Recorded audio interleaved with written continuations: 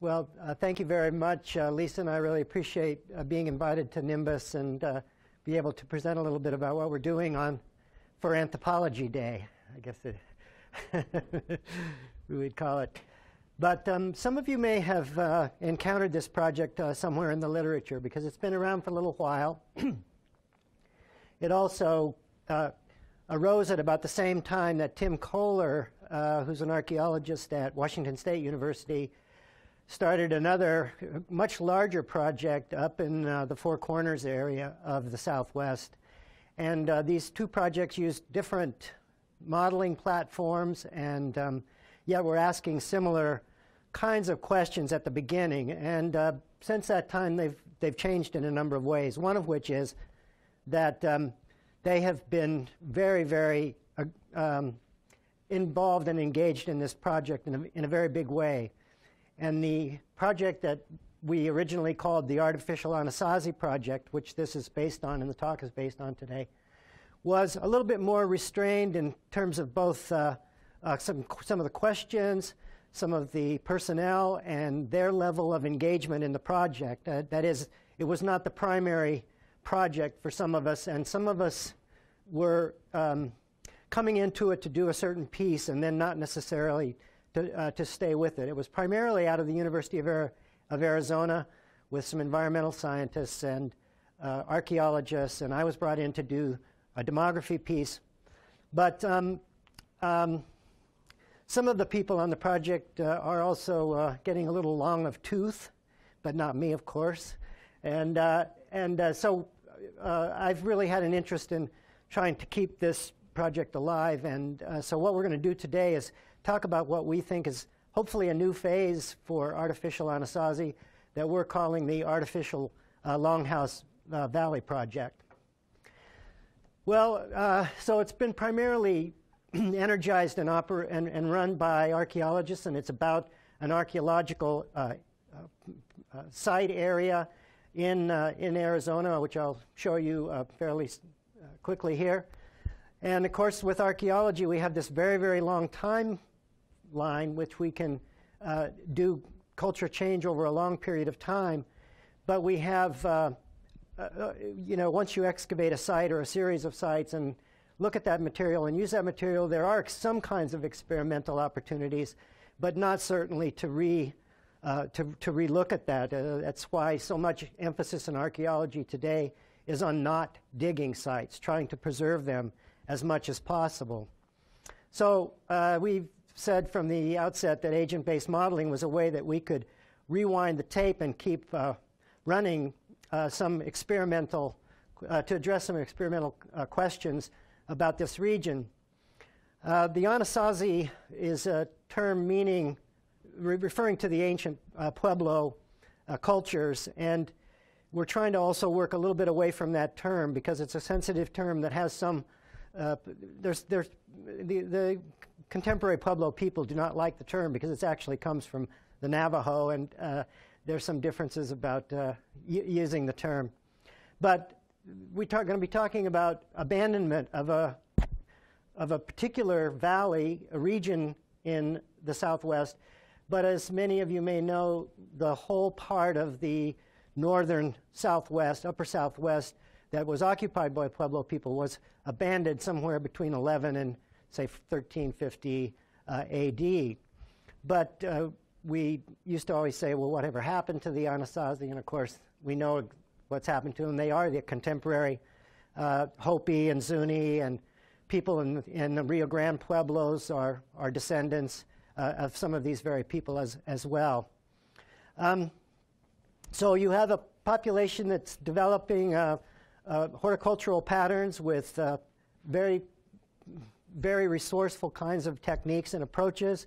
The classic corn, beans, and squash combination.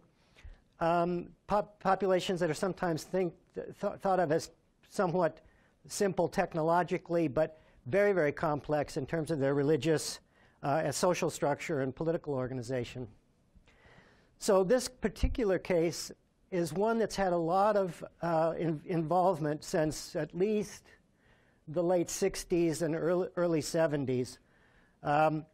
There's very good ethnographic data from the region and historical data, people who have actually done everything from oral history to obviously a lot of early prehistoric archaeology. It has one of the most detailed environmental records, and I'm speaking about this area, but this, not the larger area, but this specific Longhouse Valley. And this developed because of a cooperative. Many universities got involved in the early 1970s in wanting to do an incredible environmental survey of this region. So they brought in hydrologists, paleoclimatologists, palynologists, all sorts of experts, and did these very, people who do tree ring dating, as you know, dendrochronology and dendroclimatology. So you have a very, very good record, and this was intensively done in this particular valley we're talking about today. It's a very dry environment. You get great preservation. A lot of the stuff is right there on the surface to this day. And because it's of the geological and configuration, it's quite a well-defined area geographically. And because it's always, for this time period, probably been a somewhat marginal environment, it has required some very resourceful kinds of responses to make populations not only survive, but in some periods actually thrive.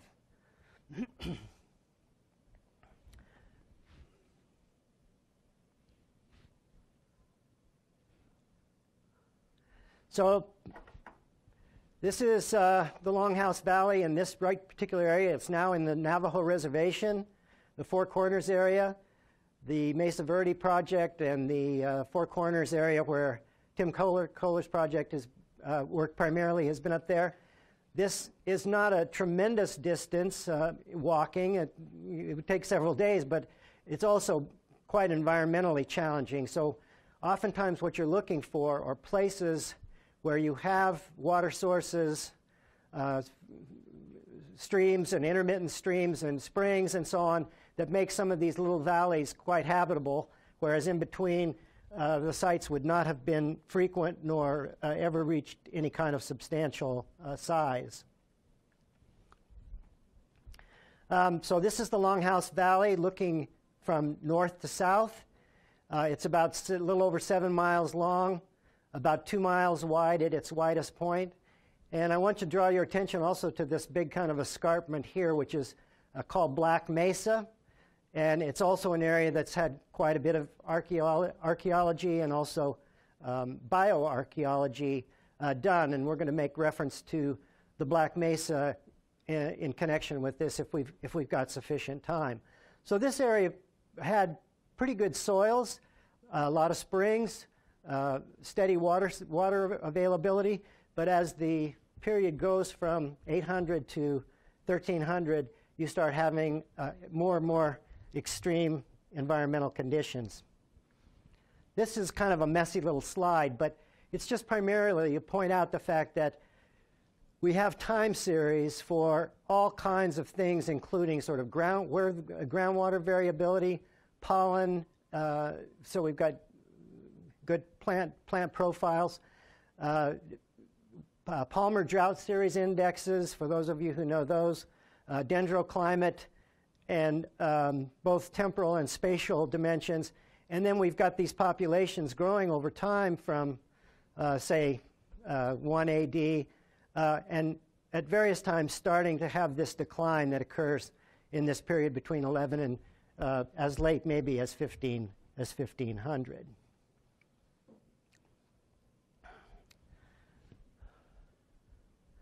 The agriculture, the production of corn comes in at about 500 BC. There's very good conditions coming in at about 1000 AD. And so you start to see these dramatic population increases. But it doesn't last very long. 100 years and you start having an arid cycle coming in with another big drought cycle in the 1200s. And by 1300, this particular valley is completely abandoned. So the way this project worked is actually there's a large empirical component, obviously, to what we're doing here. Independently of any of the environmental data or of the simulation, agent-based simulation data, we had another team of archaeologists led by Steve Plog who came in and did a classic kind of population estimation over the entire period. So what they're doing is they're looking at site areas. They're looking at they've got very good dates on these sites because of the dendrochronology. They've got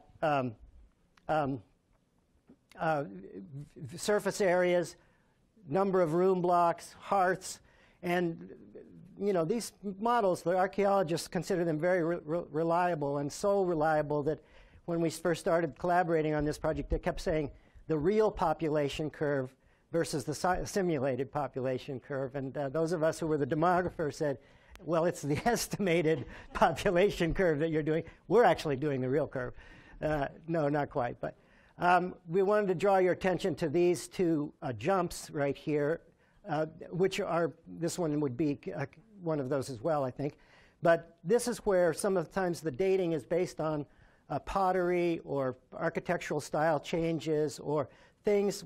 It's like an age heaping problem in a population problem. It's just that the break here really is an artifact. This should be a much more continuous curve here. This one, however, of course, we're very, very interested in. Is it an archaeological artifact of some kind? Does it represent a real change in environmental conditions? Or does it maybe actually represent an influx of population, some immigration into this valley, because it is quite possibly wetter, and wet is not a term you use very much for this region, but at least much better for the possibilities of population and for growing corn. And then again, it's this kind of classic exponential, barring this, it's this kind of classic exponential growth with this very dramatic crash occurring right about between 1250 and 1300 AD.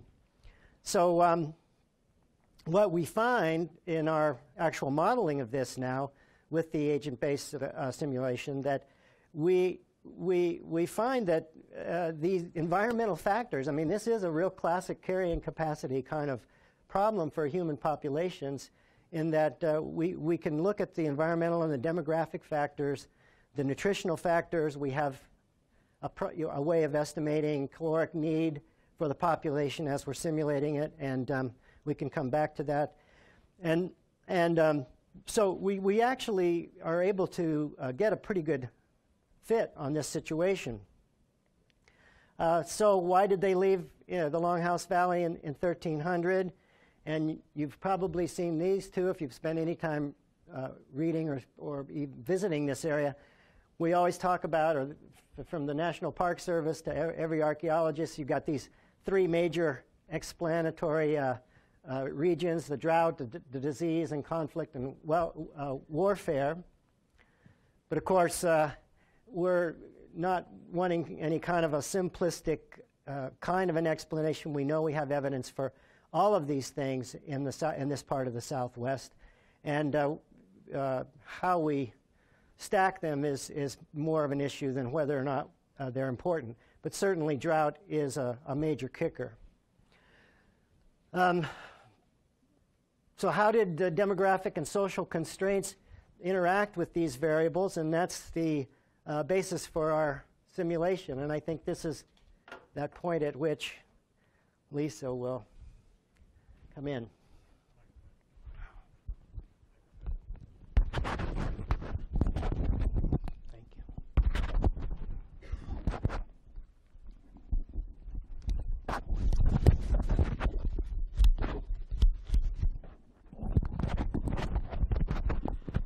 This is made for men. It clips the wrong way. So this is where the modeling really comes in, which is I'm a real latecomer to this model. I don't think I was doing anything with it up until about 6 or 8 months ago. But Alan contacted me because the modelers, the people that wrote the original model, are no longer involved and really don't want to be involved in the model, and he wants to still do some stuff. The thing is that the last questions he mentioned about the demographic and social constraints and things like that, the original model, as you'll see in a minute, is built at the household level. And you can't do any demography really on households. So he had worked years ago on trying to bring in individuals, and they kept saying, yeah, they've done it, they've got it, and as you'll see, they don't have it. But if we really want to go further and understand what's going on in this environment, we need to have individual level processes that influence age-specific fertility and mortality. So that's where I came in, was, you know, I've done a lot of other modeling, and I've been doing mostly agent-based simulation. I've learned Java, which this program is written in course of other work, and so my job has come into play.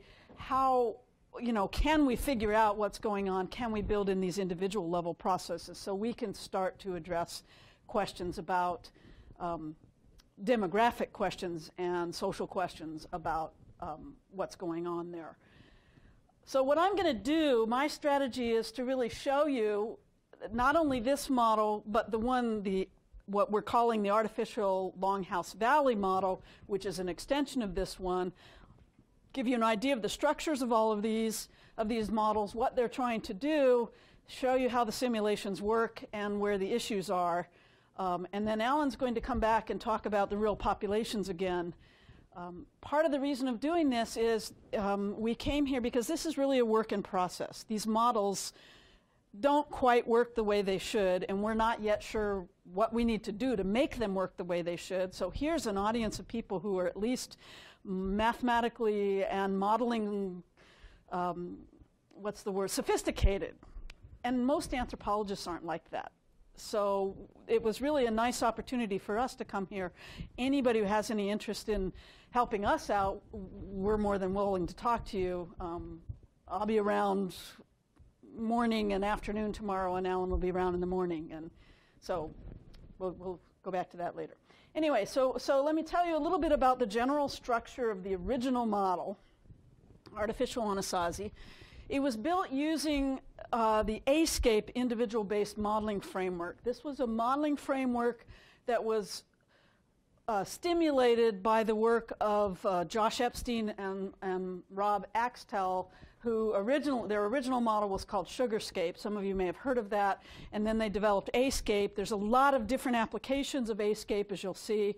Prisoner's Dilemma has an implementation on ASCAPE and other things. It's sort of the underlying modeling framework.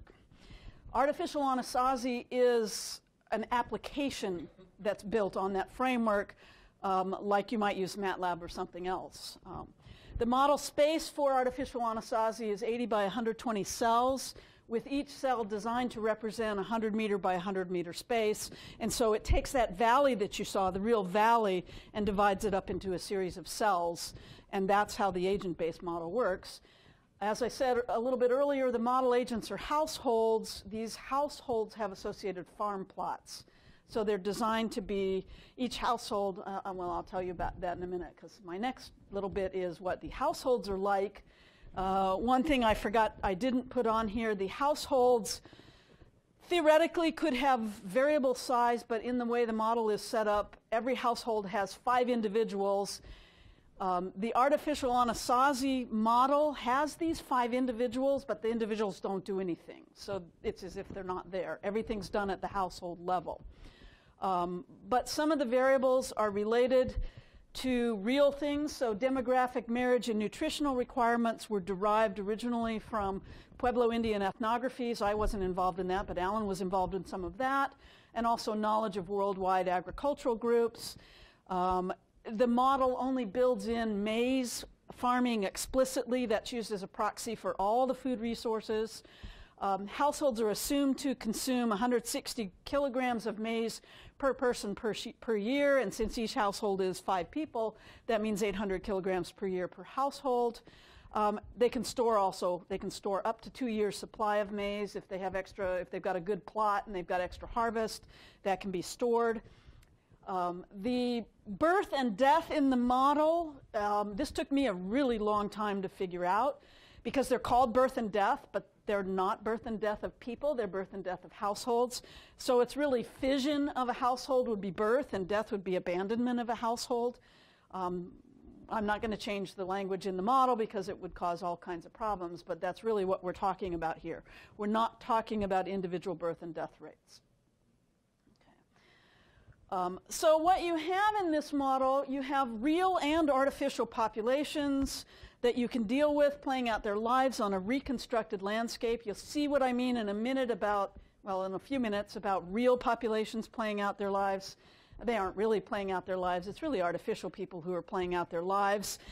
But that's okay. You guys are modelers. You understand about artificial people. And Alan didn't make a comment about the cyborg on the title page, but it's not really a picture of an Indian and a cyborg, but it's kind of cool anyway. That's an artificial person. But anyway, the farms are designed in the model. So here's another view of the valley. And the farms are all, I should probably use this thing.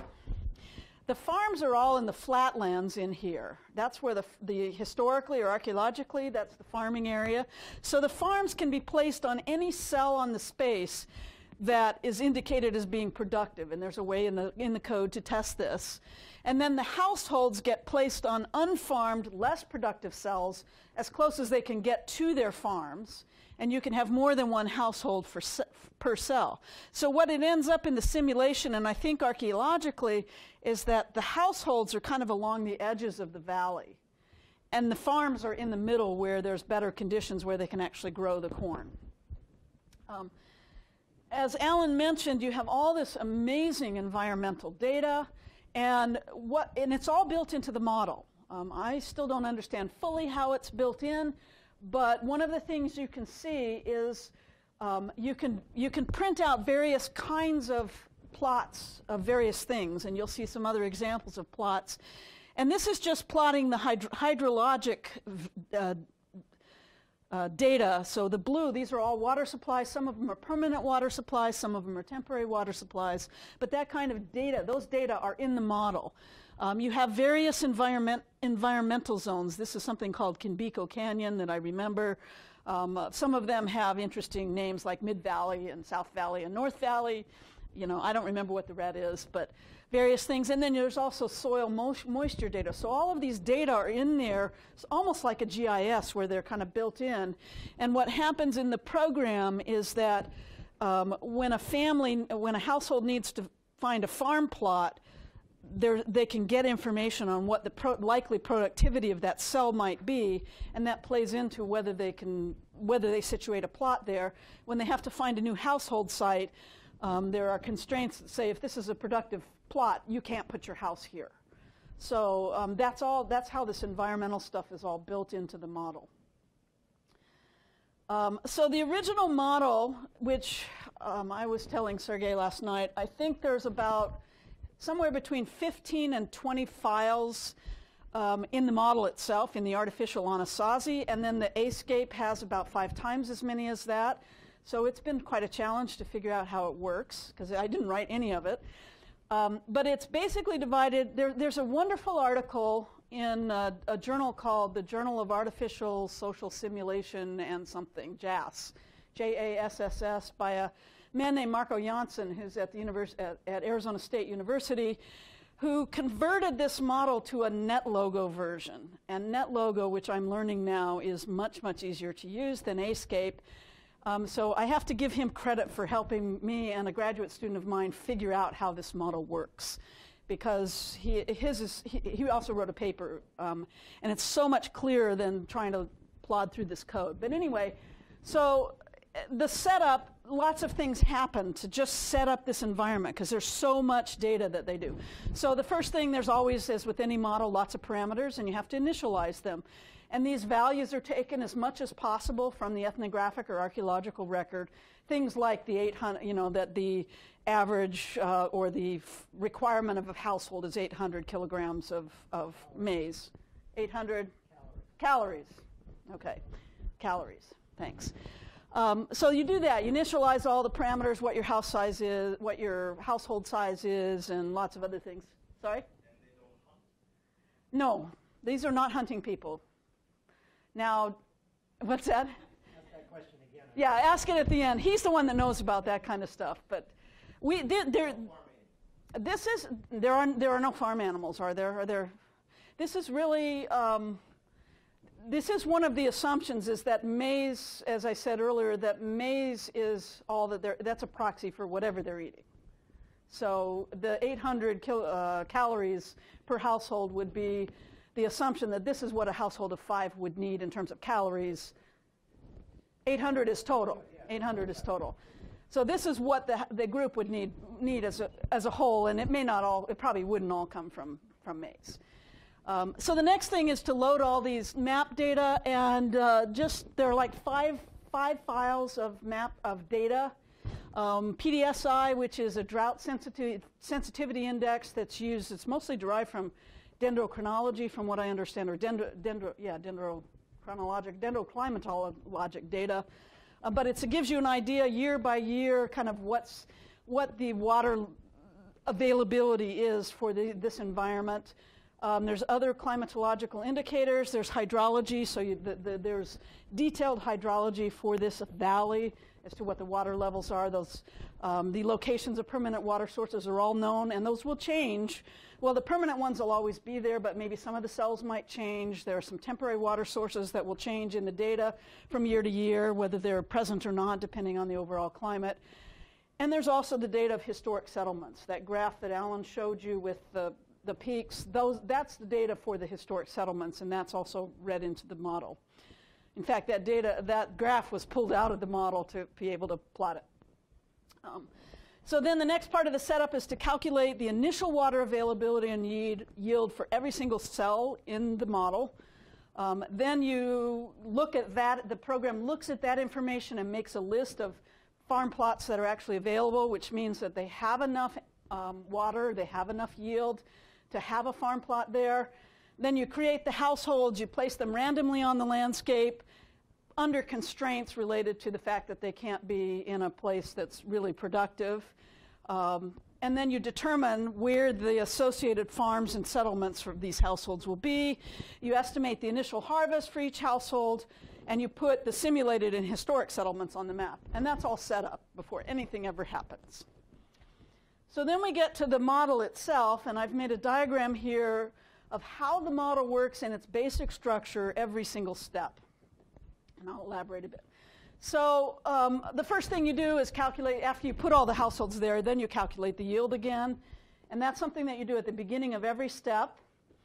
Oh, these are the end of these happen again, I think, in the model. So they're both, because they have to happen every step. So they happen in setup, and then they happen also at the beginning of every new step.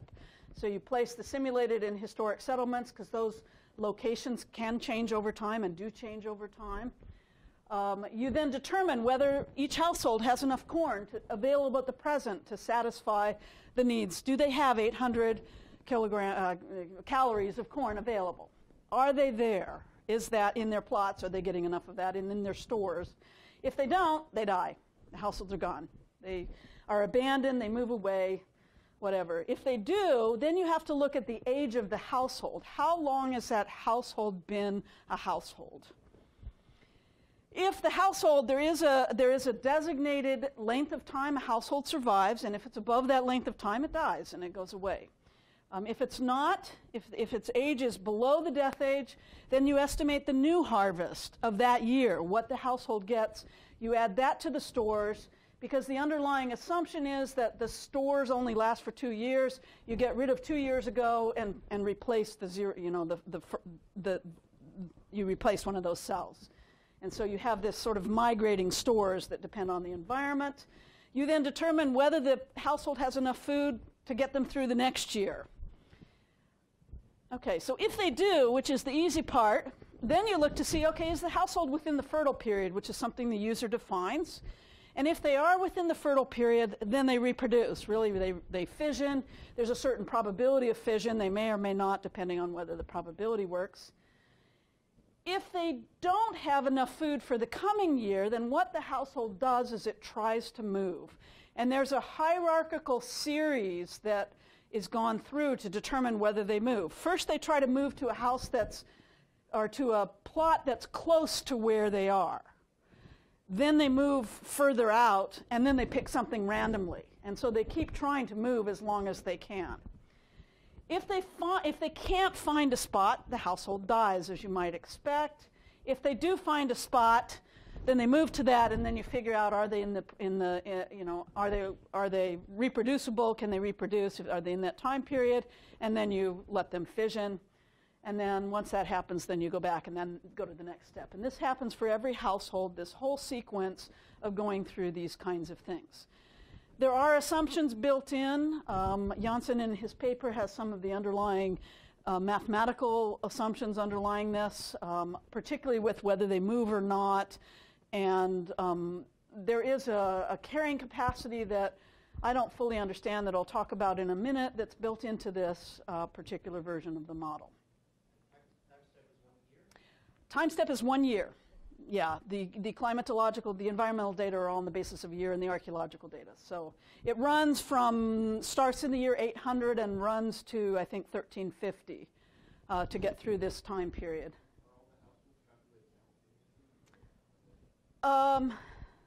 Within the constraints of an agent-based simulation. I mean, I'm sure it's done successively, as most agent-based simulations that I'm familiar with. But it's all, you'll do each of these steps for each household, and then go on. Yeah.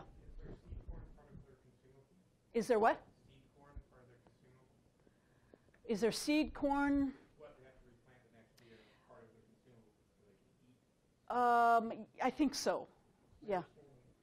Yeah, I think that there's no corn that's reserved for planting, as far as I can tell. So if they're really, yes, they could. If they don't have enough stores and they use up their stores, then it's not good for them. So. What's that? Yeah, right. And so what happens, the way this is done effectively, I've got to get out of your bisecting thing. The way this is done effectively in the model is there's like a 3-cell array with year 0, year 1, year 2. And so what happens is they first try to use year 2, and all the new corn goes into year 0. They try to use year 2. If they don't have enough there, they go to year 1, and they don't dip into this new year unless they have to. But they will if they have to. So that's how that fits in. Okay.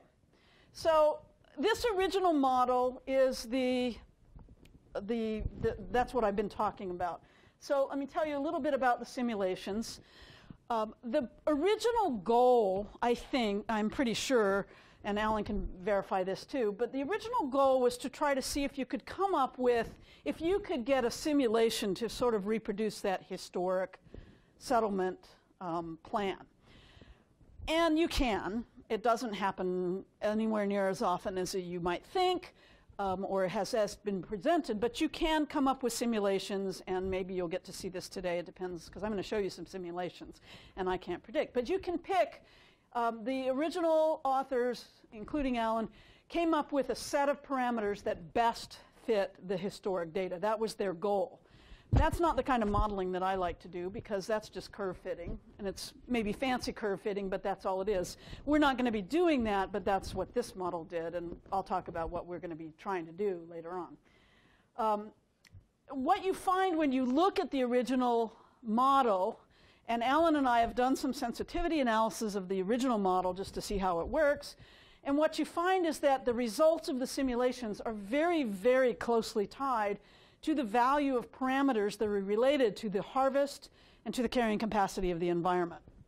And I have to put this next one on quickly. So this carrying capacity, Janssen is the first person I've seen who really defines what might be meant by carrying capacity. It does make sense logically, ecologically. It's the number of cells in the environment at any time that have a base yield that's good enough for people to survive.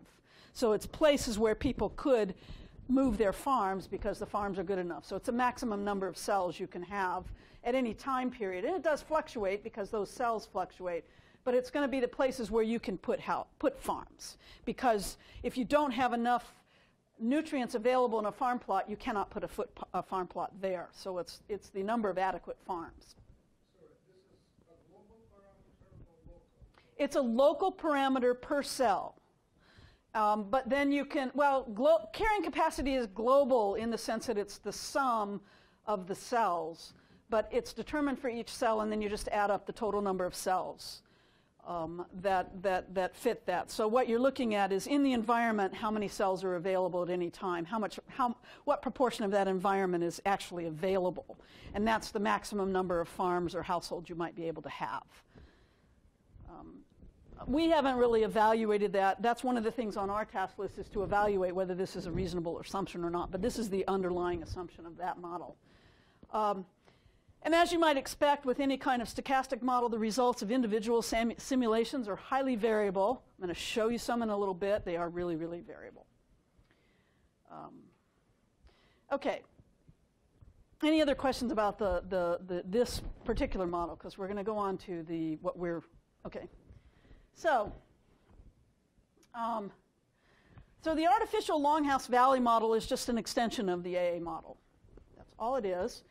The individuals are explicitly modeled in this. The model itself was designed by the original designers. I have not been able to learn enough about how it works yet to change it. It will be changed eventually for reasons that will become clear.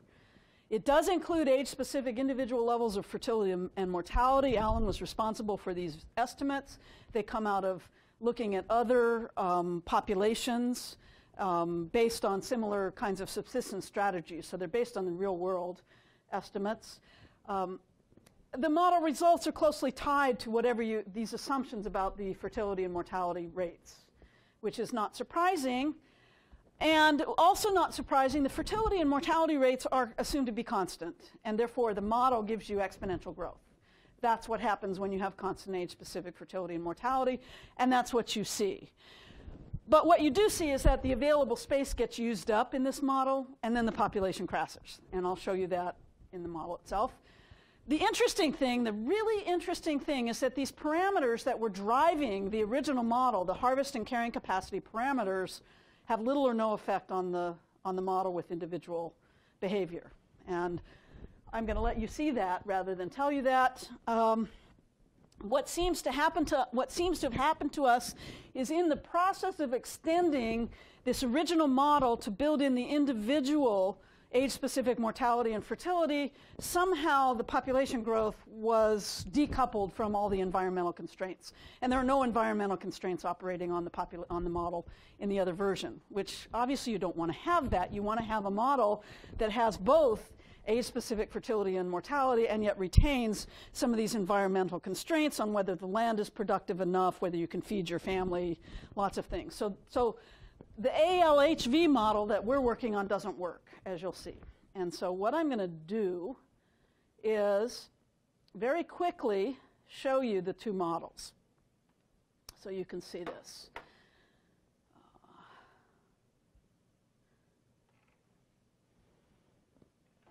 So this is the framework for ASCAPE, and you can see these various models you can use. We're going to choose artificial Anasazi, open it up. So this is the original model. And you can see the space filling up. The squares are farm plots. The red are historic communities based on the archaeology. Sometimes you can see some little black ones, not in this one, but you can see some little black circles around the edges, so they're communities. The rest of these are mostly water sources. And you can see on here that this one doesn't fit very well. It does not reproduce.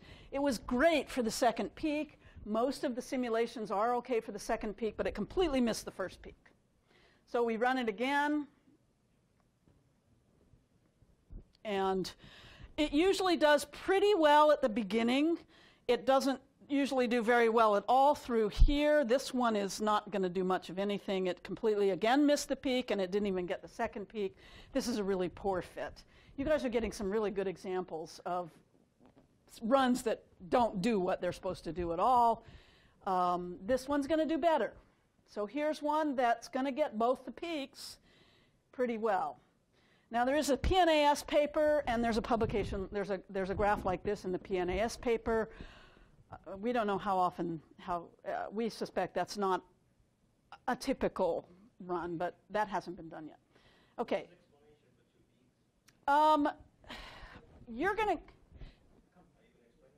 We're going to come back to that. I think Alan's going to do some of that later on, real quickly. We're not. I'm almost done here, so he's going to come back for just a couple of slides. It has to do with environmental change and drought cycles and maybe some other things too. Let me just quickly run the other model so you can see how it works. In here, you just have to say, and it took us a long time to figure out how to get this other model, but you just have to call a different program here. You open it up, and this is the other model with the age-specific fertility and mortality. And I won't run this very many times because this one is really pretty similar every time you run it, with some variation. And what you get here is beautiful, beautiful exponential growth, and then it crashes. And the big thing to look at, I am going to run it one more time because I want you to watch here these squares in the valley and what happens here. So I'll run it one more time, and it'll probably go extinct this time. Both models do lead to extinction once in a while, so that's possible. This one's going to be a little bit delayed, but it's going to take off, and as it takes off, see the valley just completely filling up. And that's what we think is happening, is that the valley's filling up, and as soon as it fills up, people have no place to go, they have no farm plots they can get, and so they die, and then it takes a little while for everybody to die because of their stores. We're not sure why in the code that's happening, but that's what it's doing. Okay. Well, that's what we're going to try to explore. We don't, I mean, it's not in the model right now. What's that? You will, Alan's going to talk about that in just a second here. Let me get the other presentation on again. Presenter view here. Okay, so what do I have here? I think I did this one. Let me go to the... Okay, so we're back to Alan.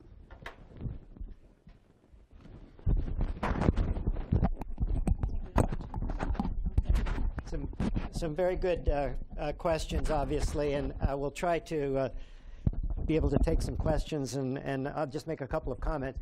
For one thing, the way that the demography is modeled for the first set of runs is not quite how Lisa explained it. What had happened was that I created some demographic parameters with some variability schedules that would be representative of groups like this. Then I converted those to provide for the modelers so that they now are generated in that first simulation as households. So the reason why that tends to fit every once in a while is partly the fact that it's not individual fertility, but it is a household fission time, fusion time, and household formation time that's based on kind of known human demographic characteristics. So it's not completely a curve-fitting exercise in that sense at all. It's using the environmental data. It's using the demographic data.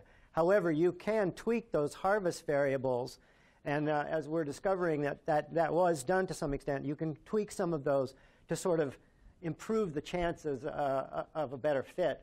But what I wanted to point out to you, I mentioned the Black Mesa site that's just about 2 miles away, probably a little bit more, really, if you're living up on top of the mesa. And not an easy trek by any means, but not a difficult one either. And we know from the kind of archaeological reconstructions and comparisons of architecture and pottery types and so on and so forth that these groups are interacting a lot. Well, we have very good skeletal data from the Black Mesa project, and Dr. Deborah Martin at UNLV we're collaborated with not the artificial Anasazi project, but with some of the archaeologists involved and with me. She has done a very good paleopathological analysis. And one of the things you see when you have nutritional stress, extreme nutritional stress, is, of course, these various pathologies that develop as a consequence. So what you see in that histogram is early and late period loss of teeth, perimortem or premortem tooth loss in the mandibles of the individuals that were excavated up there.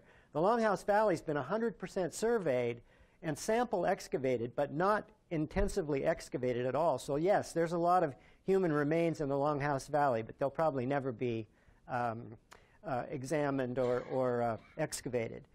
But up here, a closely related group, probably a kin networks up, a lot of kin networks, and a lot of social interaction. So these late individuals show tremendous more dental pathology. They have resorption, caries, a lot of the things you'd associate with eating a high, intense corn diet. And yes, of course, there was hunting early on in this valley, but you know, when you think about the number of deer and number of turkey and number of rabbits this population would support, even when they're not being intensively hunted, the archaeologists argue that the animal populations get reduced significantly, and they're relying more and more on a vegetable diet and more on corn, because corn's going to give them the biggest bang for the buck. So we say it's the harvests are in kilograms. The use of the kilograms of corn is in calories, average calories a day for a household that's of varying ages. So you've got 5-year-olds, 2-year-olds, 16-year-olds, and older adults. In the lower picture, you see some pitting on the skull there, and that's called parodic hyperostosis. It also appears up in the upper part of the eye orbits, and it's oftentimes symmetrical. This is one that shows some healing. So this is an adult individual that probably had this condition at an early age, survived it, and the bone starts to remodel. But this is a very strong characteristic for nutritional anemias, both iron deficiency anemia, B-complex anemias, a lot of things that you can directly correlate with an overdependence on, again, a maize diet. So that maize diet, you know, starches that are bad for teeth, increase anemia, and of course, the thing that Lisa and I are very interested in getting to is the prospects for a kind of an increase in just the whole level of infectious disease that this population is experiencing as it approaches that time period of abandonment. And of course, there can still be several factors that can go into that. So where do we go from here? We want to build on this Longhouse Valley model, and I failed to mention at the beginning that I approached Lisa a couple of years ago and said, you know, it would be great for us to be able to get you on board because both you understand the modeling.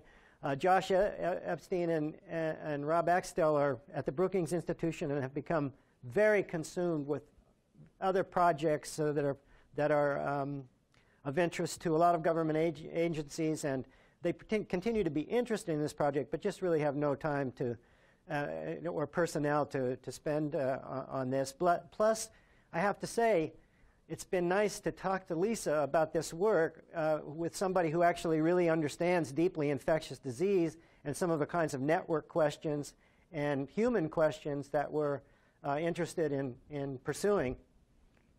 So we want to be able to get that individual level model working. As I said, I gave them a schedule of possible kind of components of mortality and components of fertility. They're not exactly age specific, but they are built around the life cycle, and you know, consistent with what we know about horticultural populations that would be in this kind of a situation. But they clearly weren't. We're both missing the environmental data in that second run, and we're also not exploiting the full range of demographic probabilities that we originally anticipated we'd be able to do. So that's a big item right there. But once we do that, we think we really can start to ask some serious questions about that drought, about that disease, and about that conflict kinds of questions.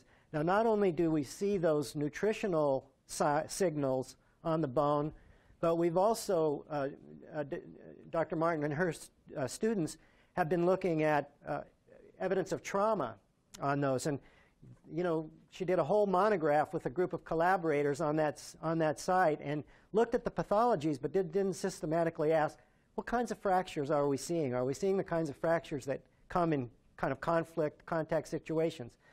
Now archaeologists are looking at sorting out what kind of evidence do you have when you have things like domestic violence or intra-group violence versus the kinds of things you see when two groups are actually in conflict. And there's some very interesting paths you can go. So there's some big bonks on the head, some severe blunt force trauma to some of the skulls in this population in this later period.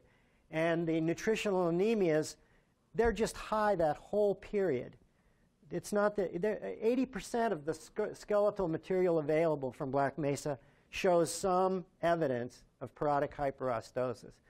And the lesions are more severe in the later period, but they're high at both periods. So these are populations that, in the best of times that we talk about for this part of the Southwest, we're experiencing these. And when they get into a cycle of good years, they're going to get past that anemia. Their immune systems are going to be more competent. They're going to be better off. But they certainly had some rough times. So that's kind of where we are in this early stage of the project. And thank you. The early stage of the second phase of the project, I should say. So why don't you come up, Lisa? If people have questions, or I realize we've. So it seems the diet was very unbalanced. Fish and that have caused many problems. Yes. Fertility, We believe it. Yeah, we believe it does. I mean, the bottom line is they need enough calories, and they're certainly getting enough to grow. But it's that kind of model you see sometimes in a third world situation where population growth is happening, fertility is happening, but people aren't feeling all that well necessarily. Population density also a factor in that? Absolutely, and in fact, one of the things that you may have noticed in Lisa's maps, the real archaeological record shows that most of the sites are around the periphery of the prime agricultural land. They are saving that best land for their farm fields. Then they start packing it in, but they still try to stay off the best farm plots as much as possible. But that second, the individualized, disaggregated model, for some reason, it's not pulling those algorithms out that were making it a density-dependent decision-making process. So they're just going right down in and inhabiting the best farm plots, and that density gets very great and really impossible in the real world. Is there any data that shows how this type of diet could affect population health? No, I'm talking about the Anasazi, but any other data. You mean, yeah, oh, absolutely, absolutely. And in fact, I was not involved in doing anything on the calculating of the farm productivity and the harvests and so on. That was done by people at the University of Arizona and people in Colorado who, you saw that, I didn't mention that photograph, but there's a photograph of farm plots that's historical, and it shows you just again, this corn, these are earlier varieties of corn. This is historical. No, this is about yield, but what about diet itself? And yeah, so there's a yield factor. They need a certain number of calories today, but we know that if they're on a heavy starch diet, that they're absolutely they're going to be, if they're not getting enough other protein, if they're not getting a balanced diet, they're going to suffer potential health effects, and definitely these skeletal signals or markers are starting to show up because of it. Any data that shows how could affect mortality, fertility?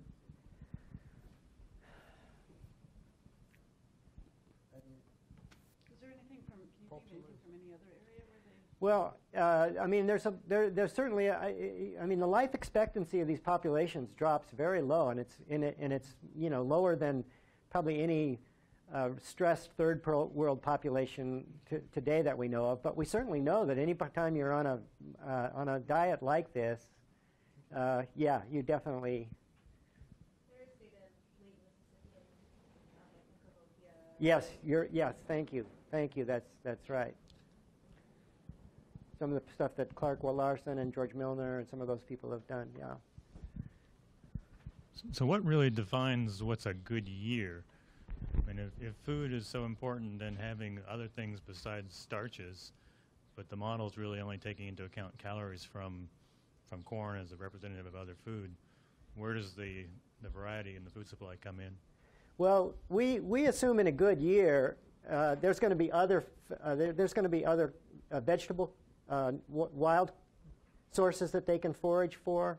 There's going to be more game if there's more, like for example, if you've got the hydrology looking like it's just a run of good years, you're going to expect that there's a little bit more fauna around and so on. And you know, usually the good year is pretty mechanically defined as a year where you get good harvests. But so that's all tied in with good rainfall or good exactly. more water for that season. But I think those other things follow too. That you know, pinion nuts or you know, all kinds of things that they were also eating. But you know, the corn is also just thought of as a proxy for general good resources.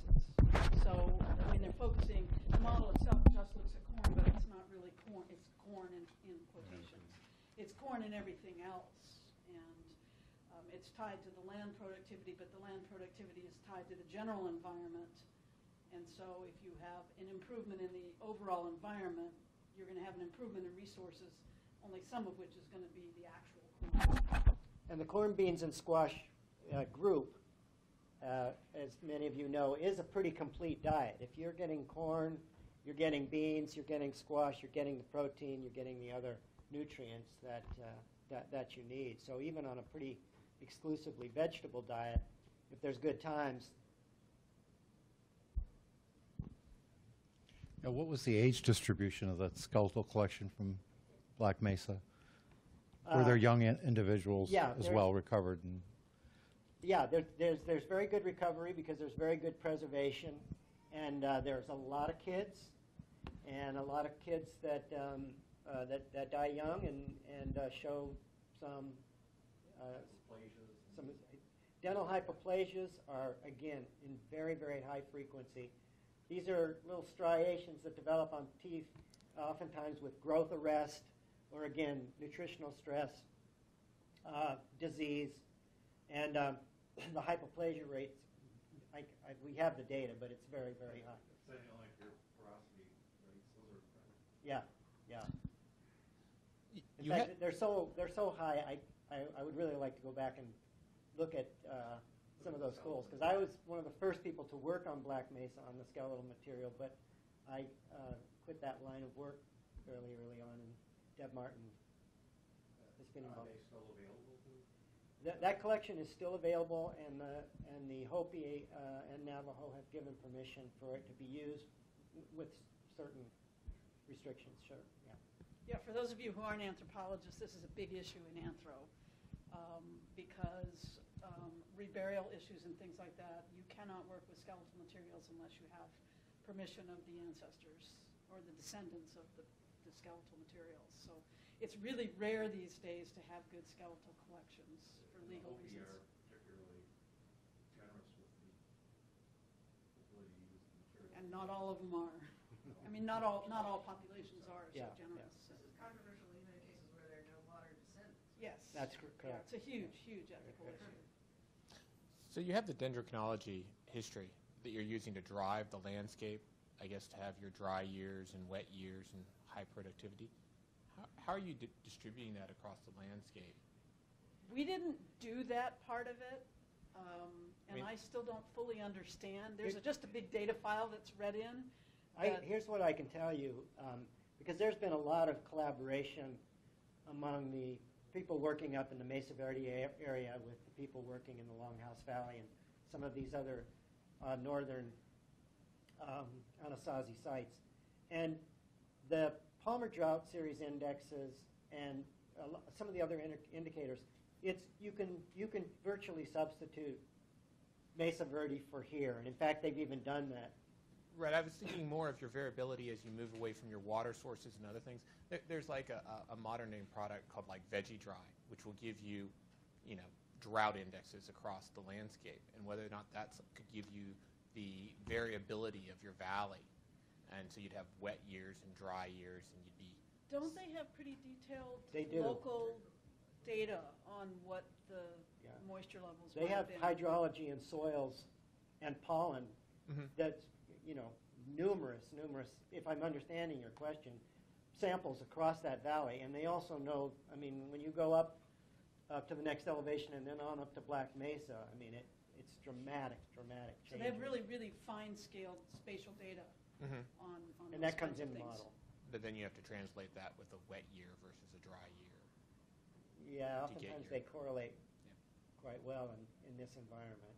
Yeah, there's a very strong, Palmer Drought Severity Index actually is a very good measure of spring rainfall, which is directly linked to crop yields, maize yields. So, and you can reconstruct it from a sensitive tree species like cypress or whatever is out there that would work. Indian and juniper, yeah.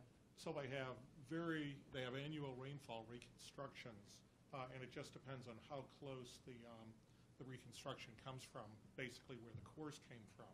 So you can get variation in moisture rainfall year by year and then plug it into their model, and that's what they've done. I had one question. Basically, you get a population growth, and then you get a crash at the end, but you said, I believe if I was getting this, that the rainfall data or the climate data wasn't in that second model where the crash occurs? No, it's in. The data, the environmental data are in both. Good, because as you know, 1276 to 1299 is a horrendous drought in that area. Yeah, So I yeah. can No, see the a environmental crash data occurring. underlie both models. We are not going to change any of that. It's Okay. only the assumptions about who the agents are, whether they're households or individuals, and then what you do with them. But I was just going to come back to this for one moment. We don't have anything else unless there are more questions, but I did want to point out, you know, we don't believe this is an artifact, and if the growth rate to go from here to here is almost exactly the same. It's about a 0.006 growth rate. 0.005 at the bottom or something. And then what's happening here, interestingly, is that Black Mesa gets abandoned at 1150.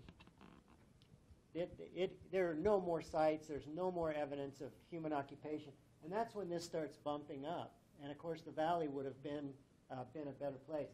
So the conditions may be better there. We got to really take a closer look at the data as soon as we get it, get back to work with maybe Jeff Dean some to sort of to see how it is in the code. But I think there's a very good chance that there may be some slightly better times here, but really I think this is actually quite possibly the movement of people from the high mesas, and this happened in Mesa Verde too. They'd work up on the top of the mesas, and then in tough times they'd increase the population out in the valleys. And sometimes to understand what's going on at a local scale, you have to know what's going on at a much larger scale, and that period is right at the height of Chaco Canyon, which is of course a good ways to the east, but we know that phenomena, whatever it is, had a tremendous effect on the regional landscape. Yeah, very good point.